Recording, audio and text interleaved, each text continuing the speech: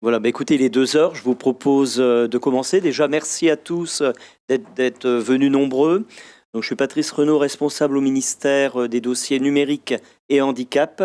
Et donc, je suis entouré de 4 éminents collègues pour parler aujourd'hui plus exactement du numérique et de ce qu'il a changé pour apprendre, hein, avec un accès peut-être, on y reviendra tout à l'heure, un accès au savoir, aux apprentissages très personnalisés, très individualisés. Alors c'est vrai que les enjeux de scolarisation des élèves en situation de handicap, c'est particulièrement important, hein, ça va être traité aussi lors d'autres tables rondes. Grosso modo, plus de 340 000 élèves en situation de handicap, hein, c'est ce qu'a rappelé la secrétaire d'État tout à l'heure. C'est à la fois beaucoup, c'est à la fois très peu, hein, suivant si on est enseignant ou parent.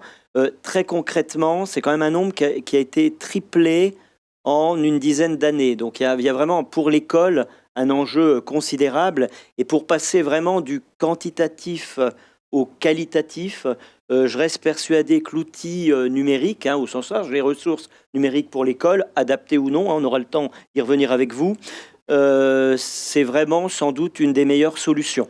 Alors ces ressources, elles sont utilisées pour tous les élèves, hein. C'est souvent un outil supplémentaire, hein, pour les élèves de la classe. Pour les élèves en difficulté scolaire, on sent déjà qu'on a un outil encore plus intéressant parce qu'il y a une véritable appétence, en règle générale, des jeunes pour ces nouveaux outils.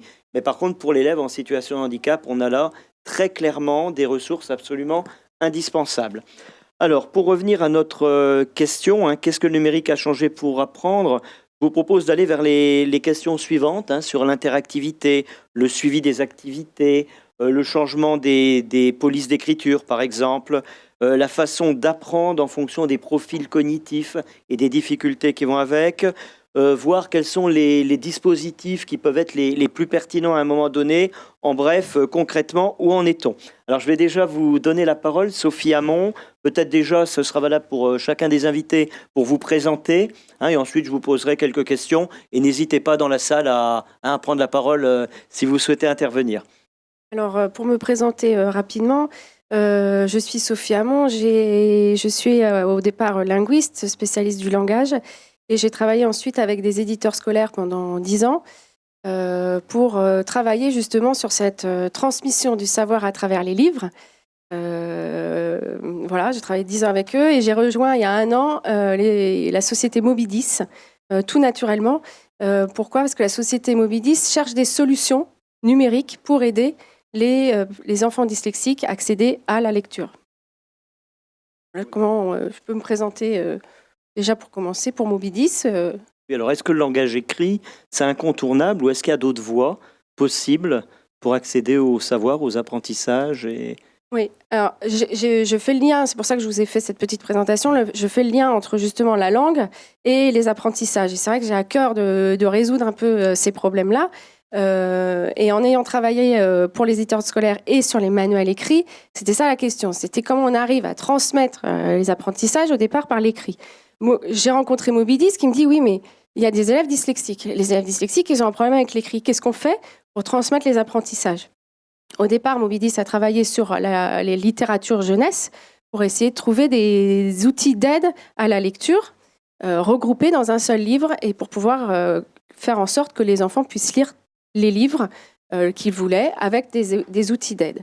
Et puis, on est arrivé à un autre projet qui concernait plus les collèges, en se disant, est-ce que aujourd'hui, on ne peut pas essayer de trouver un autre moyen, et je pense qu'on pourra en rediscuter peut-être un peu plus tard sur les apprentissages, mais il y a une suprématie de la langue écrite dans les apprentissages depuis sa création. Le système écrit a été inventé par l'homme, au départ pour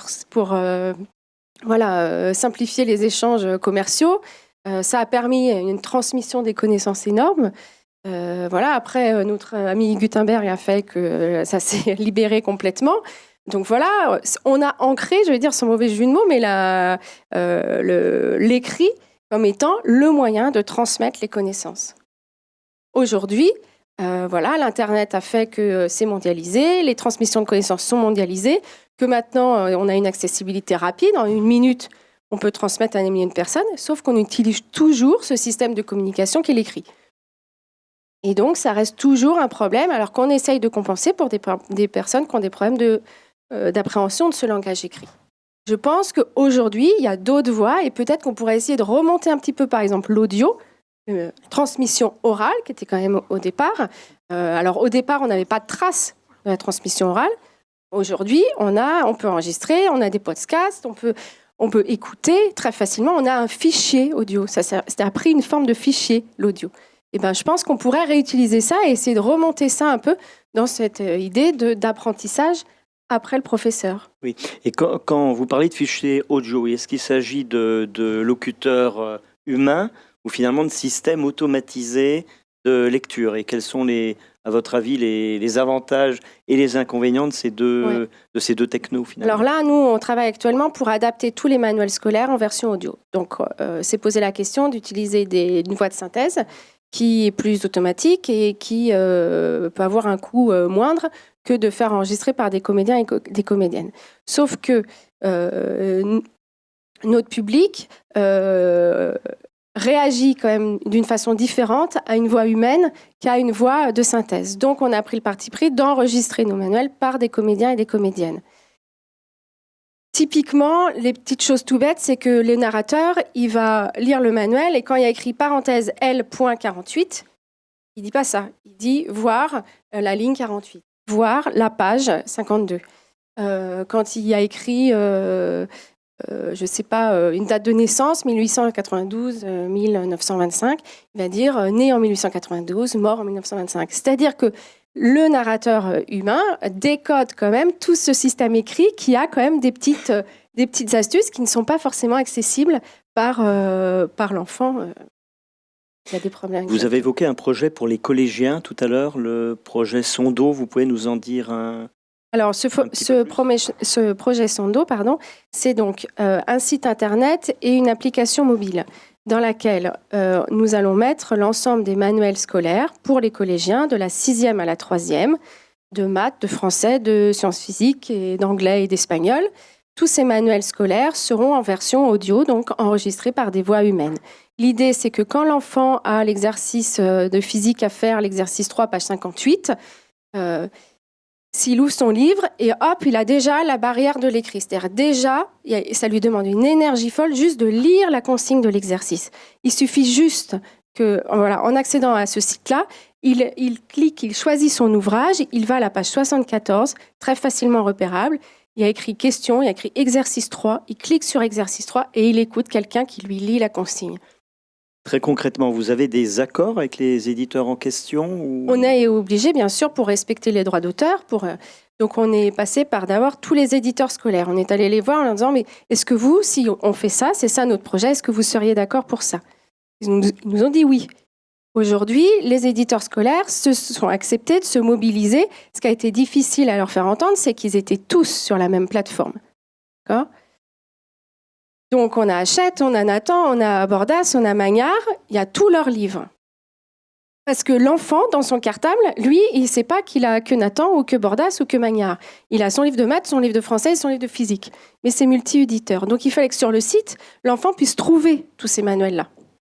On se demandait quoi il casse.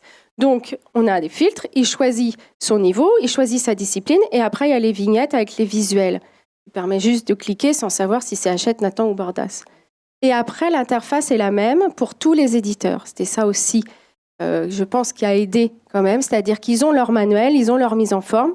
Mais nous, sur le site, c'est la structure même du livre, très simplifiée, pas avec des couleurs partout, avec un texte sur fond blanc, juste en bleu, avec les titres de chapitres, questions, exercices, et l'enfant peut repérer, quelle que soit l'édition, là où il doit aller chercher son audio. Quand je vous écoute, finalement, c'est pas réservé aux élèves à besoins éducatifs particuliers. On est bien dans le cadre de l'école inclusive avec un outil qui semble être utilisable par tous avec intérêt. Alors, au départ, notre volonté, c'est d'aider les élèves dyslexiques. C'est pour ça qu'on a imaginé ça. Ces manuels audio et puis des livres de littérature en version adaptée. Mais notre objectif, c'est de couvrir effectivement l'ensemble des élèves. Et donc, ce projet-là, il ne sera pas accessible aux familles, mais uniquement au collège. Et ça sera l'ensemble des élèves qui auront la possibilité de se connecter au site et de récupérer ces ressources-là. Ce qu'on ne voulait pas, c'était stigmatiser dès le départ en disant alors qui Alors, qui est dyslexique? Qui a son PPS? Qui a un justificatif de médical, pas de domicile, pour savoir si vous êtes autorisé à accéder aux ressources? Non. Tout le monde y accède. On ne cherche pas qui a le droit ou qui n'a pas le droit. Et en plus, on le sait, il y a les dyslexiques reconnus, identifiés, il y a ceux qui ne le sont pas, et puis il y a les enfants qui ne sont pas forcément dyslexiques, mais finalement, quand on leur lit la consigne, ah bah tiens, ça devient plus clair, c'est-à-dire qu'ils peuvent avoir une compréhension verbale, orale, qui est meilleure qu'une compréhension écrite. Donc c'est d'autres chemins que pour les apprentissages. C'est vraiment des chemins supplémentaires pour des élèves différents. C'est ça l'idée. Alors, je vais maintenant poser des questions à Madame Devins. Là, Anne, je vous laisse la parole peut-être pour vous présenter les projets que vous avez menés, avec d'ailleurs une subvention du ministère de l'Éducation nationale. Tout à fait. On y reviendra peut-être tout à l'heure. Oui. Voilà, alors moi, je suis la fondatrice des éditions Chaviro. C'est une petite maison d'édition de matériel pédagogique à destination d'enfants et de personnes ayant des besoins spécifiques.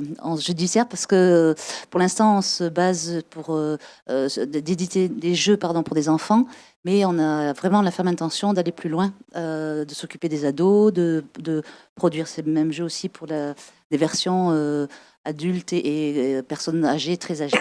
Mais bon, pour l'instant, on est dans l'enfance. Ça prend beaucoup de temps pour éditer tous les jeux qu'on a envie d'éditer. On avait commencé au départ par des jeux magnétiques. En fait, si vous voulez, l'idée de base, c'est qu'on n'est pas dans le didactique, dans l'apprentissage pur et simple de la lecture ou du calcul. On est plus dans la connaissance et la verbalisation de son corps, de son visage, pour mieux communiquer avec les autres, tout simplement. Et l'idée, ça a été de mettre au point un jeu à la base, au départ magnétique, où on construisait des visages. C'est un jeu qui s'appelle Des tonnes de têtes. Donc, c'est un jeu de manipulation. Et puis, on s'est dit qu'il fallait pouvoir toucher aussi les enfants qui n'avaient pas la motricité fine pour pouvoir jouer à ce jeu. Donc, on l'a adapté sous forme de logiciel Mac, PC, adapté au polyhandicap. Et puis, dernièrement, on vient de l'éditer sous forme d'application pour tablette tactile qui offre franchement des possibilités incroyables d'utilisation. C'est illimité. Donc on a fait le jeu sur le visage et maintenant on s'attaque au corps avec le projet de On Bouge. L'idée est de construire un personnage en forme évidemment d'application, excusez-moi, j'ai perdu mes mots, j'ai pas l'habitude de parler en public. C'est une application pour tablette tactile aussi où on construit un personnage et avec la corpulence dont on a envie, on peut le faire avec une toute petite tête, un grand corps, créer un personnage comme on veut et le faire évoluer dans plusieurs décors. Au départ, comme ça s'adresse à l'enfance, la petite enfance, c'est un décor de la maison, l'école, le terrain de sport, le jardin public. Et dans chaque décor, il y aura des actions à faire, à mener, et des objets à découvrir. Et voilà. L'idée et la chose géniale qu'il y a avec les applications pour tablettes, c'est que on peut non seulement jouer graphiquement, on peut choisir, mais on peut s'enregistrer, se prendre en photo, et la photo s'affiche sur l'écran à côté du personnage qu'on a créé. On peut enregistrer dans des albums. Ça permet un suivi des enfants, des séances, au fur et à mesure.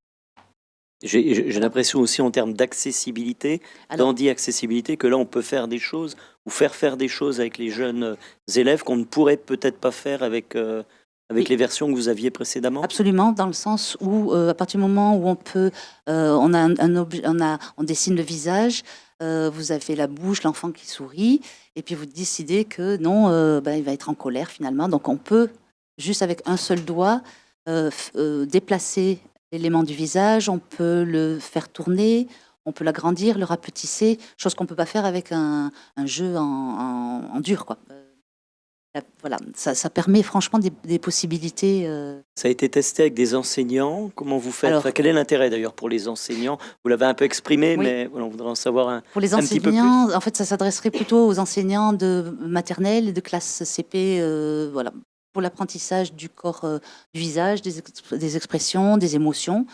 Il y a 6 émotions de base, la colère, la joie, peur. Et l'idée, c'est de pouvoir mettre un mot dessus, de pouvoir le reconnaître, de pouvoir éventuellement le faire découvrir à l'autre. On a eu, il n'y a pas longtemps, un témoignage d'une institutrice qui travaille avec votre école chez vous, qui nous disait qu'il y avait une petite fille qui était complètement angoissée parce qu'elle était submergée par une émotion qui la terrassait à chaque fois. Elle piquait des grosses colères, tout simplement, mais elle n'arrivait pas à le mettre en mots.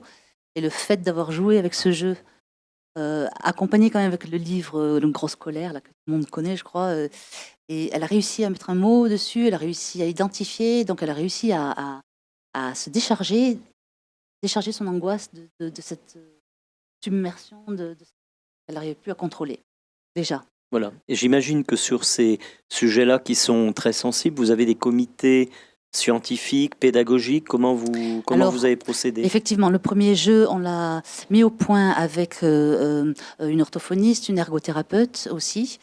Et le deuxième jeu, On Bouge, l'application On Bouge, pour lequel on a l'aide du ministère de l'Éducation nationale.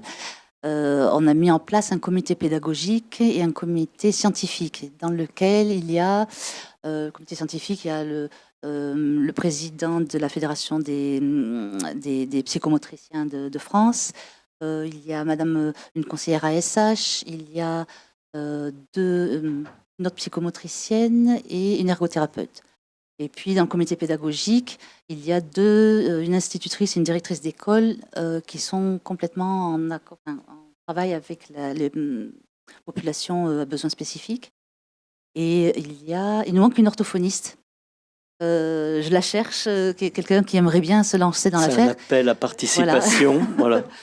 Quelqu'un qui travaille avec les tablettes et qui travaille, que ça intéresse de chapeauter un petit peu, de tester, parce que là actuellement on travaille avec un développeur et pour lui le développeur est en train de s'arracher un petit peu les cheveux parce que c'est extrêmement complexe de proposer un personnage dans la construction de laquelle l'enfant pourra choisir de se mettre une prothèse à la jambe, au bras, de déambuler avec non pas ses simples jambes mais un fauteuil roulant.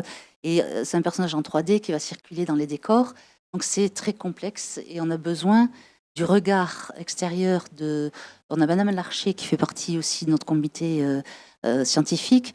J'en parle parce qu'elle faisait partie d'une association qui s'appelait La Main à la Pâte, qui a mis au point des aides et des ressources pour les écoles et les collèges pour comment travailler, apprendre la science aux élèves. Et elle a un regard très pertinent aussi. Oui, c'est des gens qu'on connaît très bien. Voilà. C'est un sujet en plus très sensible. Oui, absolument. Voilà, c'est ça qui est plein d'affect. Et nous, l'idée, c'est quand même dans ce jeu de On Bouge, de pouvoir intégrer le handicap comme faisant partie de la norme, mais comment dire, accepter, ça fait partie de la chose. Je veux dire, dans une classe, une institutrice peut très bien décider de faire travailler en atelier 8 enfants sur aujourd'hui, vous ouvrez votre tablette, vous ouvrez chacun votre album, et dans votre album, vous allez pouvoir créer. Alors aujourd'hui, on va aller, on va s'habiller et on va aller à l'école. Voilà. Et vous dessinez votre propre personnage. Ça permet des exercices de verbalisation, d'apprentissage des corps. Comme c'est un personnage qui est en 3D, on va le voir de face, de dos, de profil. Voilà. Enfin, c'est vraiment un outil qui est ouvert il y a des utilisations vraiment multiples. J'espère que là, il est en cours de construction. En cours de finalisation, voilà. On va pouvoir le tester à partir de juin, juillet, et normalement en septembre, octobre, il sera paru sur les stores. Très bien. Je vais revenir très rapidement sur le dispositif d'aide. Hein. On a, dans le cadre du ministère de l'Éducation nationale, un dispositif d'aide au développement et au soutien et à la diffusion d'un certain nombre de ressources numériques pour l'école. Donc ça fait partie, comme Céline Muriel d'ailleurs, de projets qu'on a eu grand plaisir à soutenir avec des conditions. Alors, bien entendu, il faut que ces ressources soient destinées aux élèves, aux enseignants, rentrent bien dans le cadre des programmes, hein, ça paraît tout à fait important, qu'on ait des conditions scientifiques avec des chercheurs derrière, donc qui nous rassurent, hein, qui nous assurent de la qualité et de la conformité à la science. Hein. Et on attribue un financement autour de 30-40 000 euros par projet. Donc, c'est pas négligeable. À charge pour les porteurs de projets de trouver l'autre partie, ce qui n'est pas forcément très, très facile. On soutient des associations. On soutient des porteurs de projets qui peuvent être des startups. Hein. Voilà, d'où l'information qu'on fait ici. Et on s'assure vraiment que ce ne soit pas juste du financement pour financer, mais que ça serve dans les classes. Donc on impose lors du financement de ces projets qu'ils soient testés auprès d'équipes enseignantes, hein, auprès d'élèves, et que les porteurs de projets s'assurent en mode un peu agile pour après modifier certains paramètres du projet pour qu'ils conviennent vraiment, vraiment bien. Alors, on ne soutient pas que des projets autour du handicap, hein, c'est un guichet ouvert à tous les projets pédagogiques. Néanmoins, il y a toujours cette volonté d'ouvrir dans le cadre de l'école inclusive ce qui est fait pour tous. Et donc, on met aussi des conditions d'accessibilité. Ça veut dire que tout ce qui est soutenu maintenant au niveau de l'éducation nationale doit être utilisable par tous en classe. Et du coup, ça pose des problèmes très spécifiques parce que là, vous êtes sur un design particulier. Voilà. Et il faut que ce soit aussi lisible en noir et blanc, par exemple pour des personnes qui ne verraient pas les couleurs. L'idichromatopsie pour les jeunes, en gros les daltoniens. Hein. Il y a énormément, il y a à peu près 8 à 10% de garçons qui sont daltoniens. Il faut donc que tout ce qui est traité en charte graphique respecte. Et donc, ce sont des contraintes, on en est très conscient, c'est des contraintes lourdes, mais il n'y a qu'à cette condition-là, dès le départ du financement, dès la création, hein, dès le design et la réflexion autour du développement, on aura des ressources, in fine, utilisables par tous les élèves de la classe. Voilà. Je vais donner la parole à Muriel, qui est aussi sur Muriel Colagrande, hein, qui est sur un superbe projet aussi à base d'objets connectés. Alors, je vous laisse vous présenter puis parler du projet Jungle Box. Bonjour, donc je suis Muriel Colagrande et je suis designer. Voilà, je ne suis pas du tout dans l'enseignement. Et j'ai une formation de graphiste. Et donc, le métier de graphiste, c'est transmettre de l'information aux gens. Et donc, ça m'a toujours intéressé comment faire pour que l'information ou un enseignement soit compris, perçu et compris par les personnes à qui ça s'adresse. Et donc après, je suis passée par l'apprentissage de la programmation pour pouvoir faire des choses interactives. Et plus récemment, avec la découverte de l'électronique, je me suis rendu compte qu'on pouvait faire des choses qui sortaient de l'écran. Et donc, c'était encore un nouveau terrain à explorer. Et le fait de sortir de l'écran, ça permet, pour moi, ça permettait d'amener aussi le corps avec des capteurs tactiles, par exemple, de pouvoir amener le corps dans cette découverte. Et et donc la Jungle Box, en fait, c'est un projet un petit peu particulier, donc autour du son, qui est un dispositif pour permettre aux enfants de travailler leur concentration auditive, donc de développer leur écoute. Et en fait, l'écoute, c'est une modalité qui est quand même très utilisée en classe, parce qu'il y a beaucoup d'informations qui passent par ce canal, et c'est important de pouvoir mieux entendre, en fait. Et donc, voilà, après, moi, je suis partie sur quelque chose de très sensoriel au niveau du toucher, puisque Louis est perturbé par la vue. La vue est un sens très fort qui prend facilement le pas.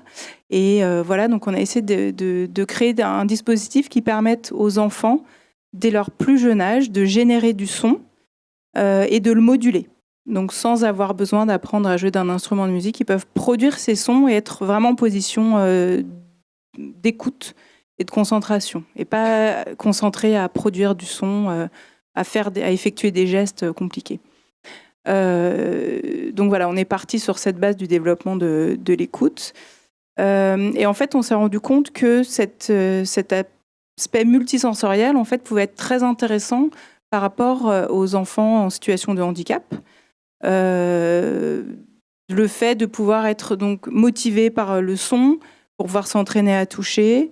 On a tout l'aspect du rapport au corps aussi qui n'est pas très très utilisé dans l'apprentissage et qui pourtant est important. On voit notamment chez Maria Montessori ou cette prise en compte du corps, ces autres modalités pour apprendre. On parle des intelligences multiples, avec la kinesthésie, voilà.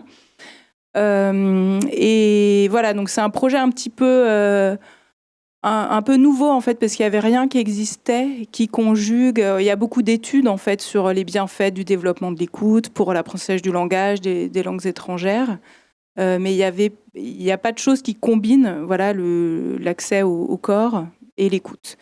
Et donc, on a eu la chance de trouver des gens, enfin d'être soutenus avec le ministère, en fait, qui a trouvé que c'était intéressant, donc via le dispositif EduUp dont parlait Patrice.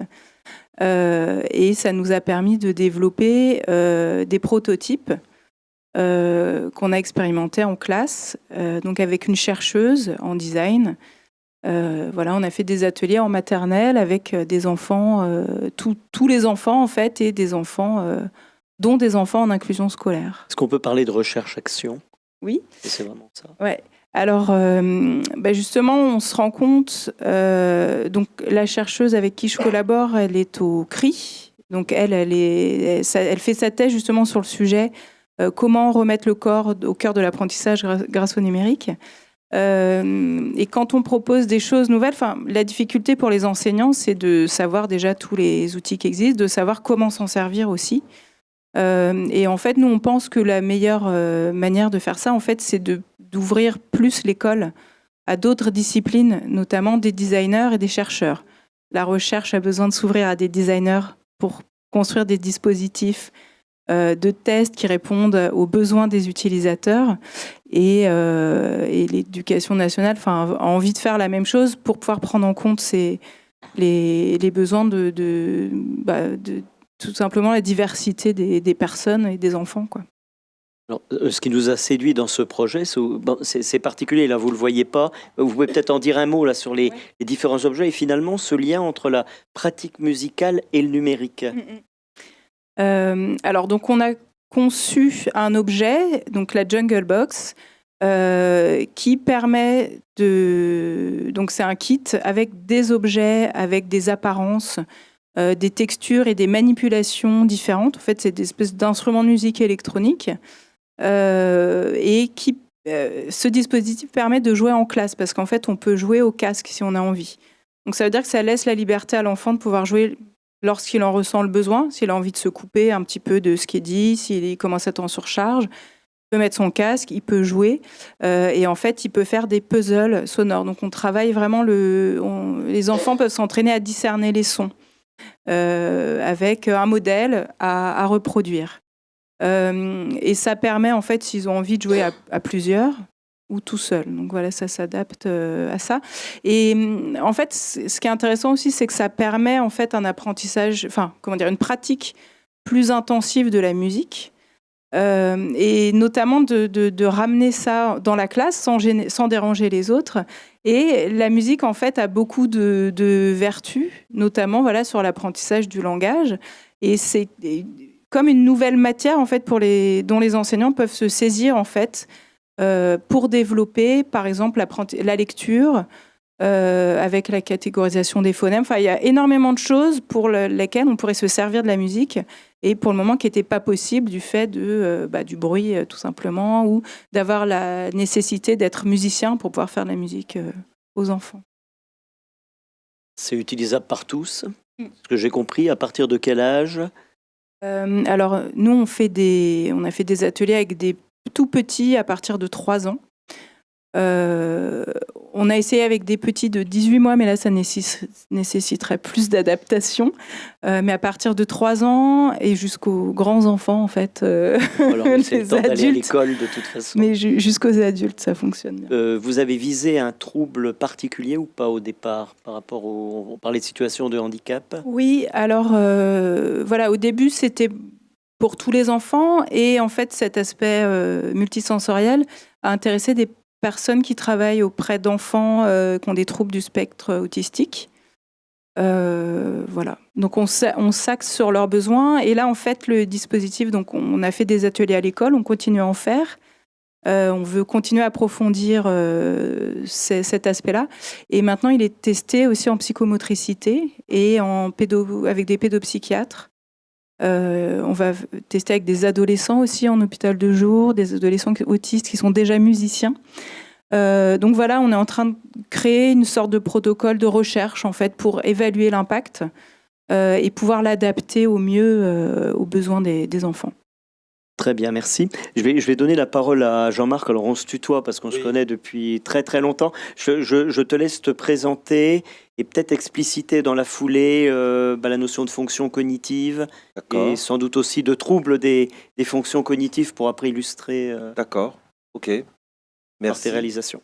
Bonjour, donc je suis Jean-Marc Rose, je suis administrateur et président de la commission innovation de l'ADAPT, l'association pour l'insertion professionnelle des personnes handicapées, qui également gère environ 130 établissements et services.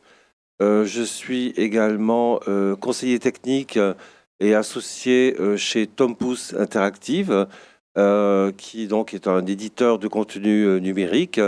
Et nous avons produit deux solutions dont on pourra peut-être parler tout à l'heure, hein. Le livre-jeu Les Trois Petits Cochons, notamment pour les enfants avec autisme, et l'application Entrons dans l'écrit pour mettre en place, renforcer, conforter les prérequis du lire-écrire, donc les prérequis avant d'apprendre à lire et à écrire, sachant qu'effectivement ces prérequis sont très importants et qu'il faut les renforcer, les mettre en place. Sans ça, l'entrée dans l'écrit est très difficile. Et puis, je suis président de École de demain, dédié à la problématique enfants au sens large, handicap, école aussi au sens large, puisque ça va de la petite enfance jusqu'à, bien sûr, l'université, et même au-delà, puisqu'il s'agit de l'accessibilité des savoirs, des apprentissages et de l'accessibilité à la culture également. Et donc, avec École de demain, nous avons eu la chance de participer à un projet qui s'appelle Also. J'en parle maintenant ? Oui, bien sûr. Le projet Also pour Adaptive Learning Solution, c'est-à-dire l'apprentissage adaptatif, qui est une démarche qui s'inscrit non pas dans le fait d'adapter en aval. Voilà, une fois que les produits sont sur le marché, comme les manuels scolaires, par exemple. Par exemple. Donc, il ne s'agit pas d'adapter après, mais d'aider tous ceux qui le souhaitent à avoir des outils, des références, des productions intellectuelles qui sont très importantes dans le cadre de ce projet, pour créer des solutions nativement accessibles et donc sur la base de l'accessibilité universelle, donc de la conception universelle. Et donc ce projet a été soutenu par Erasmus+, donc la Commission européenne. Nous avons été désignés récemment par la Commission européenne comme étant un exemple de bonne pratique. On a reçu également des félicitations, donc ça nous fait particulièrement plaisir. Et puis bien sûr, ça appelle des mises en synergie, du coup, et avec d'autres producteurs de solutions pour travailler ensemble. Alors, s'agissant des troubles cognitifs, oui. Alors moi, je ne suis pas neuropsychologue, bien sûr. Mais je pense qu'il est important d'essayer de savoir de quoi nous parlons.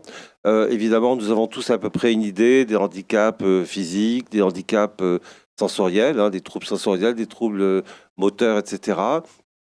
Mais je trouve que c'est important d'expliquer que nous fonctionnons tous grâce à des fonctions cognitives. Globalement, nous avons une activité cognitive, tous. Mais cette activité cognitive est constituée de fonctions cognitives et de fonctions cognitives spécifiques. Et quand il arrive qu'une de ces fonctions cognitives spécifiques soit un peu en panne ou dysfonctionne, même un peu, ça a de très grandes conséquences, évidemment, notamment chez les enfants, parce qu'ils sont en plein développement. Ça a moins de conséquences. Je fais exprès un petit détour. Par exemple, une personne qui a fait un AVC, elle a malheureusement de grands risques d'avoir des fonctions cognitives spécifiques altérées. par exemple la parole, l'accès au langage écrit, des choses comme ça. Et étant donné que cette personne s'est déjà développée, si son AVC survient à l'âge adulte, étant donné que cette personne s'est déjà développée, que ses fonctions cognitives ont déjà été développées, la rééducation va permettre de retrouver une partie ou presque la totalité, quitte à ce que ce soit avec une grande fatigue éventuellement, de retrouver donc l'usage de ou à peu près, de ces fonctions cognitives spécifiques. Quand il s'agit d'enfants, c'est très différent parce qu'ils ne se sont pas encore développés. Et même si ce sont de petites, entre guillemets, fonctions cognitives, et même qui sont altérées, et même si l'altération est soi-disant légère, les conséquences vont être énormes, évidemment, en termes d'apprentissage et de développement. Et voilà, je pense que c'est très important de se rendre compte de ça. On a même connu, par exemple, un jeune adulte qui avait fait tout un parcours alors qu'il était IMC, infirme moteur cérébral, donc tout un parcours avec troubles moteurs, en fauteuil, et il était également, il est également dyspraxique. Et il nous a expliqué que ce qui l'a gêné le plus, mais vraiment à un point très élevé dans son parcours scolaire, c'est la dyspraxie, c'est-à-dire le trouble cognitif. À ce propos, justement, je voudrais revenir sur le nativement accessible que tu as cité tout à l'heure, versus ce qu'on a vécu là pendant des années sans le numérique. Ah oui. Comment on procédait, comment procèdent encore pas mal de parents. Oui. Et qu'est-ce que l'école pourrait tout à fait promouvoir par rapport tout ça s'inscrit effectivement dans, on va dire, une histoire de l'accessibilité. Et s'agissant des troubles cognitifs spécifiques, les dys, la dyspraxie, etc., la dyslexie, bien sûr, jusqu'il n'y a pas longtemps, tout ça, ça se passait avec ce qu'on appelle le papier-crayon. Et donc... le papier et les ciseaux. Papier-ciseaux, papier-crayon, exactement. Et donc, les enseignants... alors, c'est très chronophage d'adapter avec du papier-crayon. Il faut découper, agrandir, coller, etc. Souvent, les mamans passaient, et passent encore, des heures tous les jours, et de préférence après le travail, après la vie de famille, plus ou moins la nuit, à adapter comme ça sur papier-crayon, de manière à ce que l'enfant puisse avoir accès aux leçons, aux cours, etc., de manière à ce que l'enseignant également est à disposition, sans y passer lui-même une partie de sa nuit chaque fois, est à disposition donc des supports pédagogiques adaptés. Et donc, de mon point de vue, et c'est un point de vue qui est partagé par beaucoup d'autres, c'est comparable au supplice de Sisyphe. C'est-à-dire qu'il faut toujours recommencer à chaque leçon, chaque jour, chaque nuit, etc. Recommencer des adaptations sur papier. Sachant que c'est pas forcément au top, c'est pas forcément pleinement satisfaisant. Ça prend aussi beaucoup de place parce que tous ces trucs collés dans les cahiers, ça fait des cahiers très lourds, très importants. Bon, bref. Et donc, tout à coup, est arrivé le numérique qui a libéré tout le monde. C'est véritablement une libération parce que non seulement c'est beaucoup plus propre, c'est beaucoup plus pratique, c'est dématérialisé, même si on peut imprimer, évidemment. On peut introduire des couleurs, on peut aussi changer des paramètres, changer des polices de caractère, changer des interlignes, des espacements. On peut utiliser des couleurs en soulignant ou en surlignant ou en colorant les lettres elles-mêmes en fonction des troubles, parce qu'il n'y a pas de solution qui convienne à tout le monde. Et en plus, c'est partageable et c'est diffusable et même automatisable. Et à la limite industrialisable. C'est une grande souplesse aussi dans la personnalisation des différents supports. On est passé finalement d'un marché où on produisait pour tous, à quelque part, la possibilité de produire pour chacun, mais en ayant quand même une puissance industrielle derrière, si je comprends bien. C'est ça l'idée. Oui, tout à fait. Et donc l'idée, par exemple, le CNED a produit Accessidis, qui est donc une ressource qui permet d'adapter n'importe quel texte en fonction de paramètres qui auront été renseignés, qui sont bien sûr modifiables à volonté. Et à partir de là, le texte peut être adapté de manière personnalisée et de manière automatique, sans qu'une personne y passe. Oui, donc un véritable gain de temps. Est-ce qu'on Oui. peut avoir un mot sur les projets évoqués avec Tom Pouce? Oui, alors déjà, entrons dans l'écrit, qui a été soutenu par le ministère de l'Éducation nationale, et donc qui met en place. Alors, il faut savoir que Tom Pouce Interactive, c'est la réunion de l'éditeur Tom Pouce, spécialisé dans l'édition d'ouvrages notamment sur les troubles des apprentissages, la pédagogie, etc., et la société Aikara, qui est dans l'excellence du point de vue de la production de contenu numérique dans le domaine de la formation.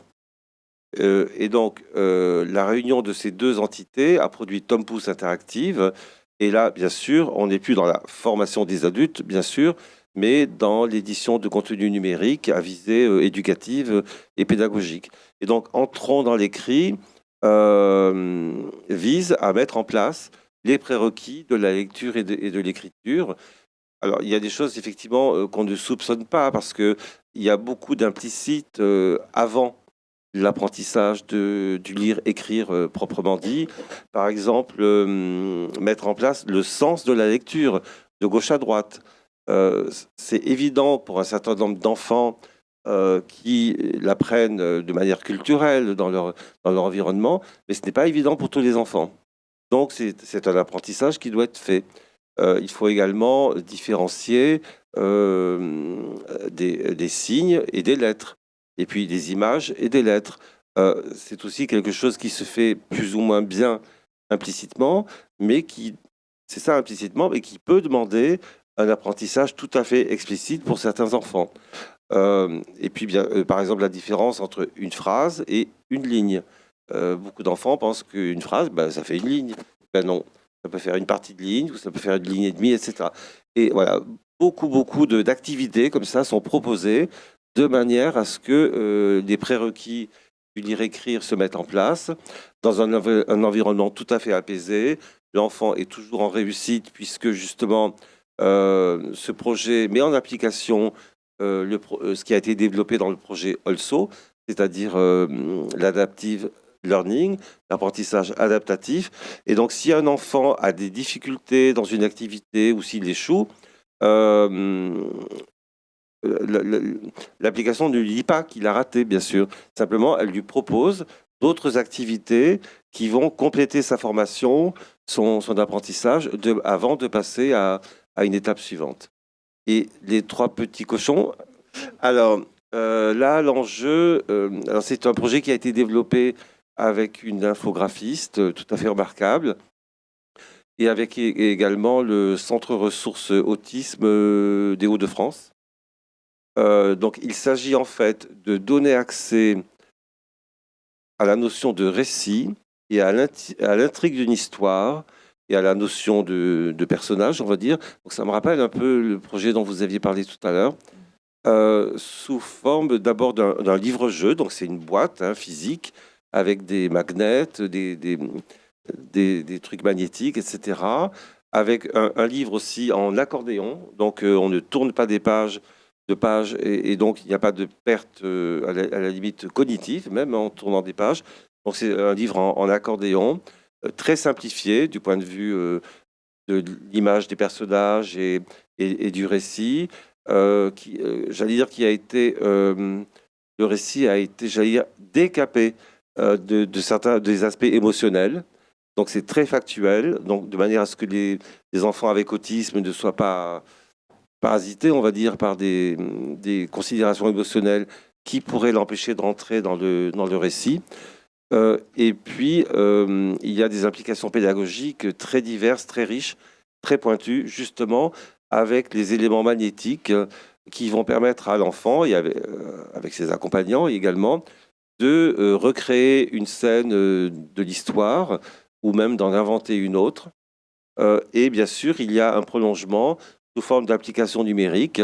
Sans ça, ce ne serait pas Tom Pouce Interactive, avec la notion, bien évidemment, de 3D et de réalité augmentée. Très bien, merci. Projet également, Oui. projet également soutenu par le ministère de l'Éducation nationale. Très bien. Tous ces projets, vous les retrouverez prochainement. On est en train d'ouvrir une plateforme, un Cap École Inclusive. Donc, les annonces seront faites au mois de septembre pour la rentrée scolaire. Cette plateforme a plusieurs objectifs. C'est déjà répondre à l'inquiétude des enseignants. Vous avez compris que placer de plus en plus d'élèves différents en classe, ça génère beaucoup d'inquiétudes, beaucoup de demandes d'aide, beaucoup de demandes de formation ou pas. Ça peut générer d'autres choses quelquefois. Et donc l'idée, c'est de mettre en relation les enseignants ordinaires qui scolarisent des élèves différents avec des collègues plus chevronnés, avec des gens qui peuvent leur amener. Vous voyez, on est très soucieux d'avoir ce contact humain, d'humain à humain, confronté à des mêmes situations. Comment tu as fait? Comment je pourrais faire? Quel est le tour de main? Comment faire pour pas rester dans mon coin et avoir peur et quelque part générer quelque chose qui serait justement pas de l'ordre de la bienveillance. Donc ça, c'est le premier objectif. Le deuxième objectif, c'est d'armer les enseignants, d'armer le regard des enseignants par rapport à un élève qui est dans sa classe, qui n'a pas forcément été reconnu handicapé, mais qui fonctionne visiblement différemment. Il n'est pas juste en difficulté scolaire. Il a quelque chose d'un peu différent. Et jusqu'à maintenant, c'était un peu au doigt mouillé. Les enseignants veulent mettre des mots sur les troubles. On n'est pas du tout là-dessus, on n'est pas du tout sur du diagnostic. On veut simplement que l'enseignant ait des grilles qui lui permettent de repérer des besoins pédagogiques.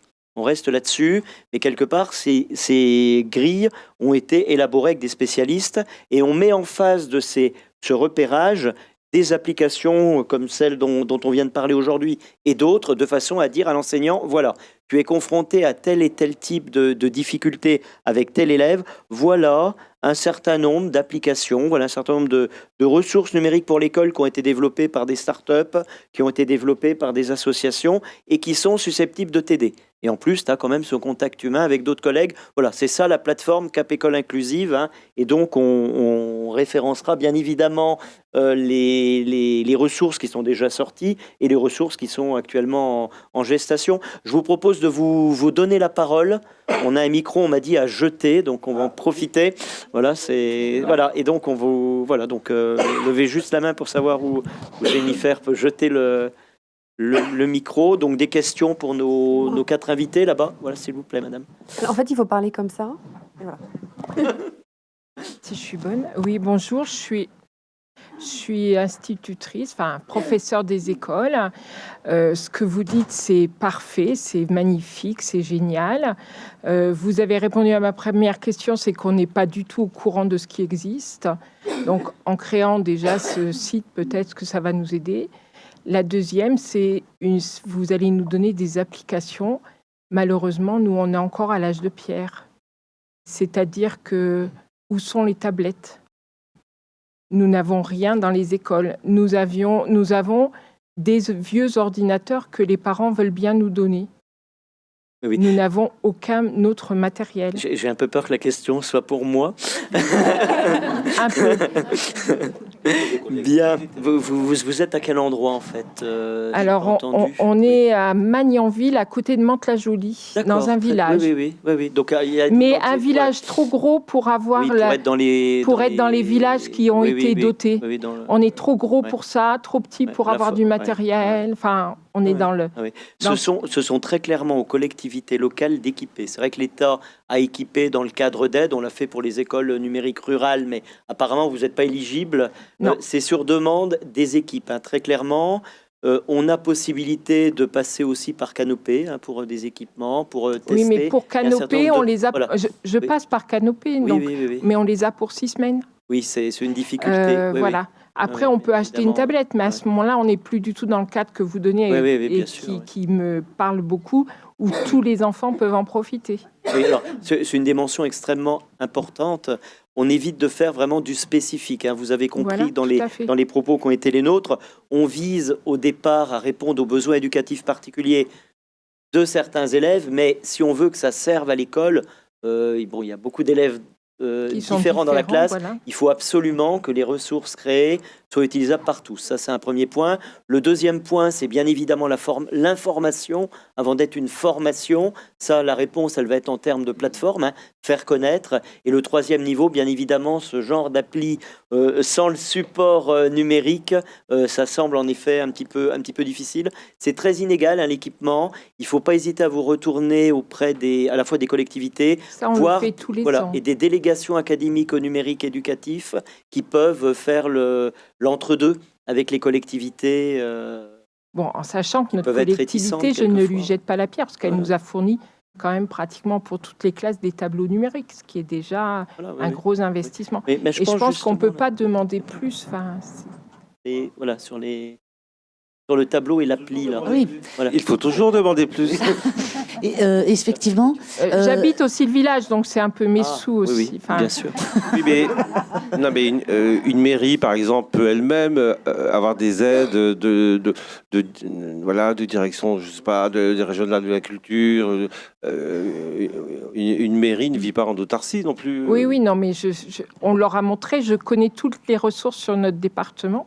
On leur a dit, mais n'empêche qu'il n'y a pas que l'école dans une petite mairie et que, voilà, elles ont fait l'acquisition de tableaux numériques à raison de... On est 3 écoles, hein, à raison de, je sais pas, 4 tableaux numériques par an.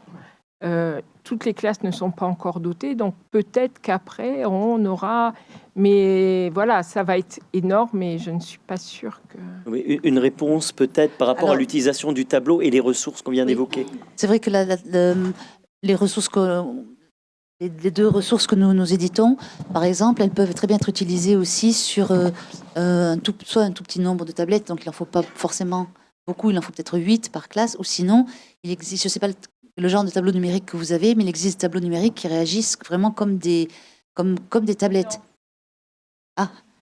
Alors sinon, juste, il y a le dispositif Trousse à projet, Patrice, éventuellement. Hein. C'est le Trousse à projet, c'est comme Ulule, mais pour l'école. Ah oui.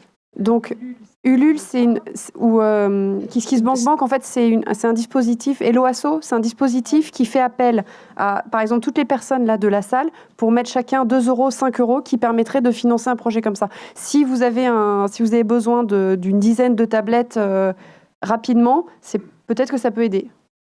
Du coup, c'est les parents ou les amis des parents, etc., qui vont mettre chacun... Mais on est obligé de passer parfois, effectivement, j'ai vu qu'il y avait Oui, aussi la des trousse à Lions projet. Club, il y a aussi des groupes comme ça qui financent ce genre de choses. Ça s'appelle la trousse à projet.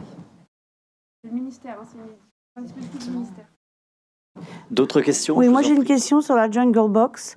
Je voulais savoir si c'était quelque chose qu'on pourrait acheter à la Fnac ou... Non, parce que voilà, on Ouais, sait pas. nous, on Quel sera aimerait... le coût de la boîte, en fait, en gros? Pour le À- moment, en à fait, la c'est un louche. prototype. Ça coûte extrêmement cher à fabriquer, parce qu'on fait tout à la main. Et puis, on n'a pas pu optimiser encore au niveau de l'électronique. Et nous, on aimerait effectivement à terme que ça puisse être vendu à la FNAC, que ça puisse exister, que les gens puissent l'acheter, du moins. Mais c'est encore un peu long, la route devant nous. Donc, l'idée, c'est de reconduire une série de tests pour vraiment l'adapter aux enfants, montrer que ça marche, qu'il y a un réel intérêt, pour après pouvoir aller là sur un modèle d'entreprise, innovante, où on va aller vers les financements de l'innovation Ouais, d'accord. et lever des fonds pour pouvoir industrialiser et pouvoir réduire les coûts. Mais pour le moment, nous, on propose plutôt des partenariats avec des institutions, voilà, où on vend la boîte et après on essaye de développer ça pendant 1 an, on fait une co-construction en fait. Voilà. Mais vous pouvez sur le site, vous pouvez suivre, vous inscrire. On utilise justement les réseaux sociaux pour montrer un petit peu nos avancées pour que tout le monde puisse suivre. D'autres questions? Peut-être une question un peu collective. Finalement, vous avez identifié des freins au développement de vos idées. Vous avez des idées visiblement sur le numérique éducatif. Est-ce que vous avez repéré des choses qu'on pourrait améliorer, qui vous faciliteraient la vie et je sais pas, auxquelles on pourrait être direction du numérique très attentif? Moi, très très concrètement, parce qu'on travaille aussi sur les livres numériques, donc la littérature jeunesse en adapté avec des fonctions d'aide à la lecture. Très concrètement, aujourd'hui, on travaille en recherche avec des laboratoires pour essayer d'automatiser le fait de désambiguïser les pronoms. C'est une vraie difficulté pour la dyslexie aujourd'hui. Ça a été relevé par nos déjà travaux de recherche. Un enfant où il y a écrit, le texte a écrit il y a écrit le, il y a écrit là, et de savoir de qui on parle.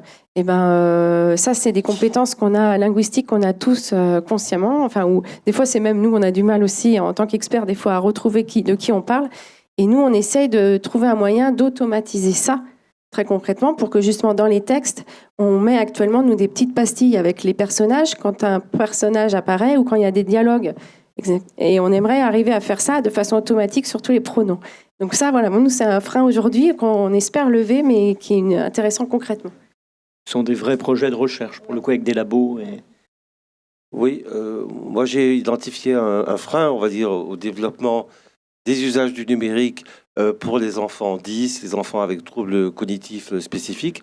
Et ce frein est constitué, en fait, de représentations erronées de la part de certains enseignants.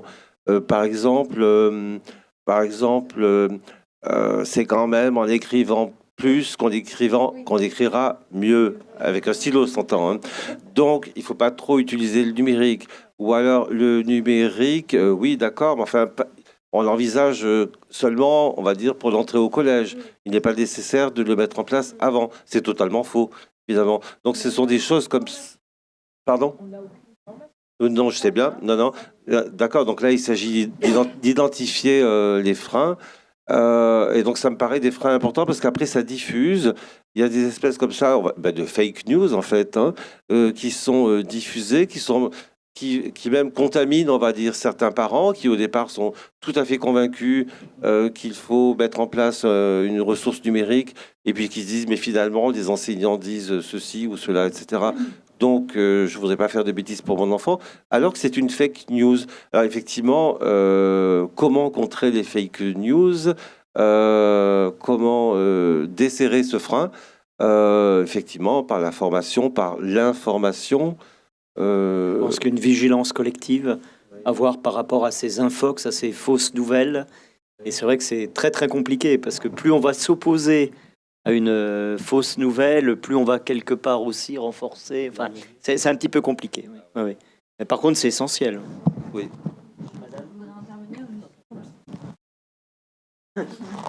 Bonjour. Je pense aussi qu'il n'y a pas de noir ou blanc, que ce soit quelqu'un qui est mal formé ou mal formé, mais je pense qu'aujourd'hui, on ne sait pas en fait si c'est bien ou pas.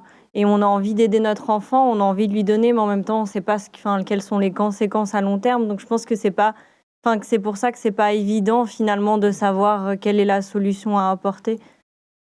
Je pense que c'est pas parce que les enseignants n'ont pas de formation ou bien parce que finalement le numérique est mauvais pour la santé. Je pense que c'est quelque chose qu'on ne sait pas encore et que le numérique est là et nous permet d'apporter beaucoup de choses.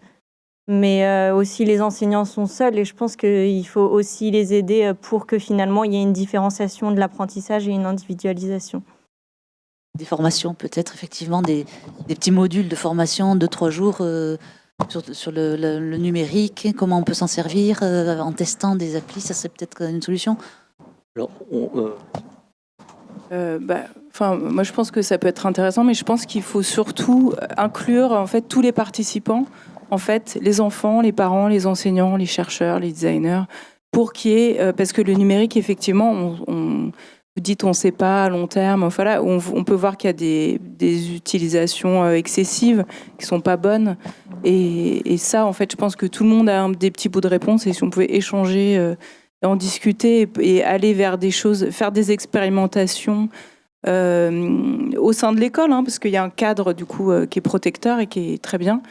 Que tout le monde monte en connaissance, parce que si les enseignants ont des formations mais que les parents continuent à avoir peur des conséquences du numérique, ça va pas changer les choses en fait. Donc, voilà. Oui, je suis tout à fait d'accord avec vous. Je pense que la multidisciplinarité est la solution finalement à ce problème. Mais je voulais juste dire qu'il n'y a pas de de faute ou de bon Ouais. ou mal. C'est juste que sait on pas. est dans une situation où je pense que personne ne sait.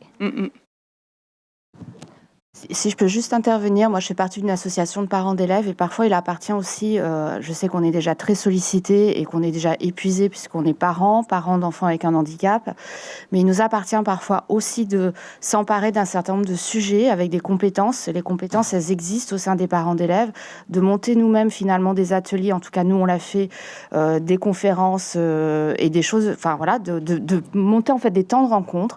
Nous on en a fait 5 cette année, des samedis. On m'a dit les enseignants viendront pas. Et ben si, ils sont venus. On a commencé à 20% d'enseignants, on a fini à 50% d'enseignants. On a fait des ateliers coopératifs, enseignants et parents. Dès que vous sollicitez des aides, et je suis sûre que si on vous sollicitait, vous viendriez gratuitement présenter ces outils-là. Non, parce que c'est vrai qu'il y a des moyens aussi. Oui, ben oui. Mais moi, j'ai sollicité beaucoup de personnes. Alors, il y a des gens qu'on a payés, des conférenciers, et puis il y en a d'autres qui sont venus juste voilà, pour aider. Mais à un moment donné, c'est vrai qu'il y a une problématique de formation, et je l'entends bien au niveau de l'institution, mais on a aussi la possibilité, alors ça peut paraître facile, c'est loin d'être évident, mais il faut parfois partir avec cette idée-là que nous, parents, je vous ai vu tout à l'heure parler de l'école que vous aviez créée, on a la possibilité même de créer un atelier. Et aujourd'hui, la façon dont nous, parents, au niveau des associations, je ne sais pas s'il y a d'autres parents dans des assos, on a tendance à parler des écrans systématiquement à travers le risque, et on ne fait pas de conférences sur l'apport et le bienfait du numérique, et je crois qu'il faudrait aussi changer notre prisme, parce qu'on peut du coup en fait se priver d'un certain nombre d'outils et freiner en fait à la diffusion de ces outils-là, et ça nous appartient aussi en tant que parents de jouer ce rôle-là. Oui, bonjour. Allez-y. Pardon, vous vouliez répondre ? Non, je voulais dire que c'est un très beau témoignage et bravo. Bonjour, je suis parent d'une petite fille qui a des troubles 10. Je suis convaincu que les outils dont vous parlez peuvent être utiles pour aider les enfants à se développer. Et du coup, quand on aborde ce sujet-là et qu'on cherche, on trouve en fait énormément d'outils différents qui sont disponibles. Est-ce qu'il y a un moyen de naviguer un peu dans cette galaxie et de se dire, bah tiens, en fait, pour les besoins spécifiques que je pense avoir identifiés, d'être guidé en fait pour trouver plus vite les bons outils. Et ensuite, deuxièmement, une fois qu'on a trouvé ça, quel est le bon moyen après d'établir un dialogue avec les enseignants pour arriver à éventuellement favoriser l'essai à l'école ? C'est tout l'enjeu de Cap École Inclusive. Alors c'est vrai que j'avais milité, je vais encore militer, pour le fait que cette plateforme soit ouverte à tous. Pour l'instant, elle est ouverte, elle ne sera ouverte qu'aux enseignants, ce qui facilite pas justement le regard intéressant que vous pouvez porter sur ces outils. L'idée quand même d'avoir une plateforme nationale, c'est pas de donner un label, mais c'est quand même à un moment donné de repérer ce qui marche bien, ce qui était adossé à la recherche, ce qui est effectivement utilisé dans un certain nombre de classes avec un vrai intérêt pour les élèves. Vous voyez, donc à mon avis, les parents, c'est vous qui connaissez le mieux les enfants. Et là, tu parlais tout à l'heure de personnalisation, de profil élève. Vous êtes finalement les mieux placés pour dire, pour mon enfant, c'est tel ou tel type de réglages qui vont bien fonctionner. On espère aussi que ce lien parents, enfants, école puisse rentrer dans nos formations de façon à ce que le dialogue soit facilité avec les enseignants. Il faut être honnête, hein, c'est pas toujours facile, c'est même voilà. Donc c'est encore un problème de formation. Il y a peut-être l'ORNA. Alors oui, vous avez l'Observatoire des ressources numériques adaptées. Voilà, donc il y a eu plusieurs. Je vous laisse présenter. Vous avez l'ORNA. L'ORNA, l'Observatoire national des ressources. C'est l'Observatoire national des ressources numériques adaptées, hein, qui est un site internet et sur lequel vous trouverez voilà, énormément d'informations sur le handicap. Hein. Les formations, souvent à l'INSHEA, sont ouvertes aux parents. C'est pas assez connu. Et elles sont, alors il y en a des gratuites, il y en a des payantes, voilà. Voilà. Et par contre, il y a des journées régulières, oui. Et c'est vrai que c'est difficile de se repérer dans un ensemble. Après, c'est une chance quand même d'avoir une grande diversité de start-up, d'associations qui répondent à ces besoins éducatifs particuliers. Mais c'est vrai que c'est difficile de s'y repérer en termes de qualité, hein, pour les enseignants comme pour les parents. Après, quelque chose qui marche à un âge donné, voilà, ça marche pas toute la vie non plus. Voilà, il faut être. Voilà, on me fait signe que c'est que le temps est terminé. Voilà, pardon. Il faut normalement un email académique, donc ça va en effet limiter. Voilà. Normalement, non. Oui, je sais. Après, je sais que c'est une vraie demande. C'est une vraie demande de la part d'établissements, notamment aussi à l'étranger. Donc voilà, c'est des points sur lesquels on va essayer d'infléchir ce qui a été décidé. Voilà, après, rien n'est bouclé. Hein. Voilà, je tenais vraiment à remercier les 4 personnes qui ont participé à la table ronde et vous aussi pour votre participation. Hein. Il est toujours possible de prendre contact avec nous après et de continuer la discussion. Et vous avez bien entendu les stands où les différents projets sont présentés. Venez nous voir et j'en profite d'avoir le micro parce que on profite de ces journées pour lancer. On a lancé un petit concours. On peut gagner 50 applis. Voilà, on les a mis en jeu. Il y aura un tirage au sort. Donc venez vous inscrire. On ne sait jamais. Vous pouvez gagner une application des tonnes de tête. Voilà. Ceci dit avec humour. Excusez-moi. Très bien. Merci encore. Merci.